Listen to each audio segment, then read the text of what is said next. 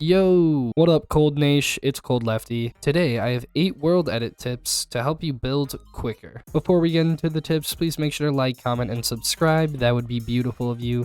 Now let's get into the tips. Alright, so tip number 1 is the /up command. Let's say for some reason we want to ruin this perfectly beautiful world with a big red rectangle, right? So we're going to place our first block and get our first position. And for our second position, we would most likely just block up like this and then get our second position like that. But there's actually a better way of doing this, and you don't need all of these blocks here because it can take a while to build up. Instead, just type /up 0, and that'll place a glass block for you, which you can just right click for your second position. And then we can do /set to red wool, and now we have a beautiful rectangle here that really complements the world. Next up, we have replace near. This one is really helpful, so pay attention. Let's say I decided to add some trees, like so, to this build I'm working on.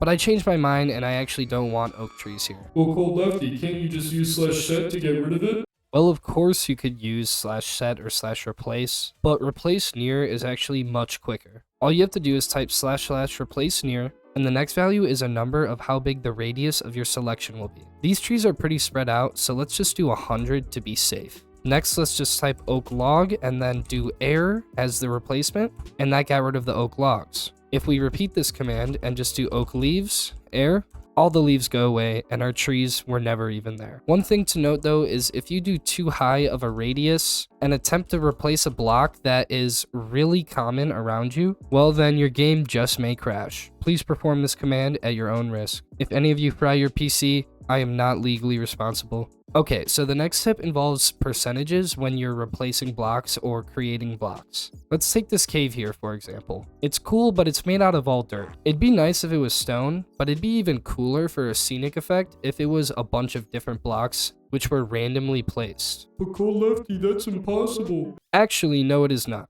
Let's use our last tip, replace near, and this cave was about 40 blocks big, so let's just do 40. And then let's replace that dirt.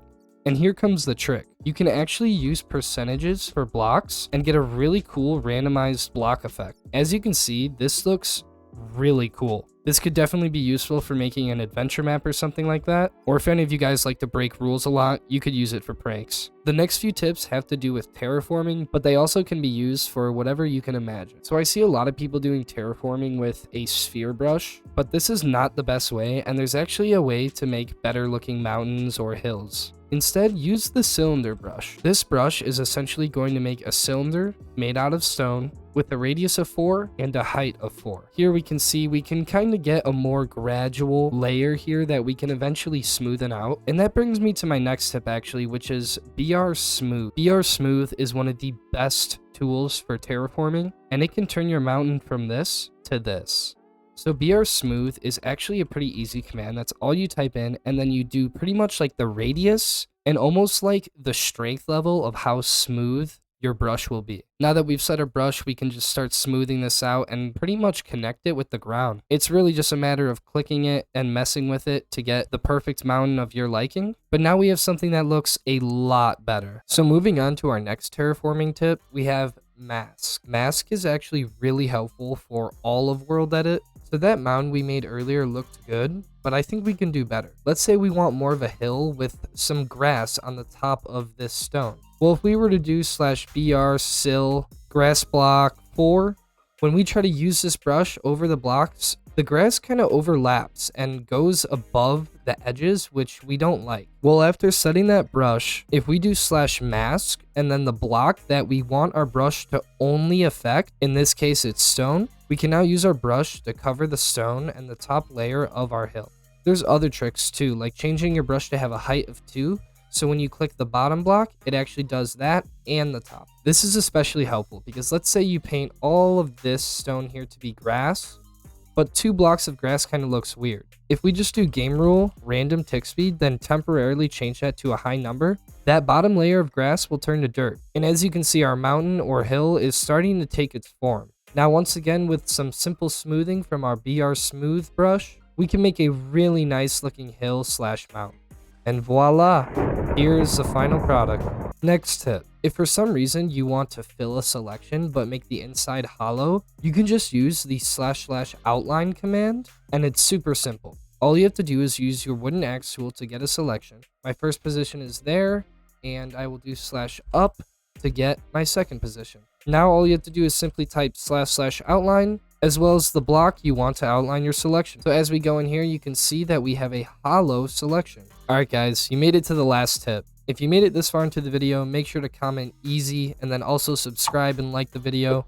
So the final tip is pretty simple, but it's pretty much just making hollow shapes. This is a little different than outline because you can actually just make like spheres, cylinders, things like that. For example, let's say we want to make a floating glass sphere for some reason. Well, just type /H sphere, the H standing for hollow, type the block you want, and then type the radius. It might take a second to load, but as you can see, now we have a beautiful glass sphere. You can do this with pretty much all shapes in WorldEdit. Here I'll do an H pyramid with sandstone, and then let's put the height or the spread or whatever at 5.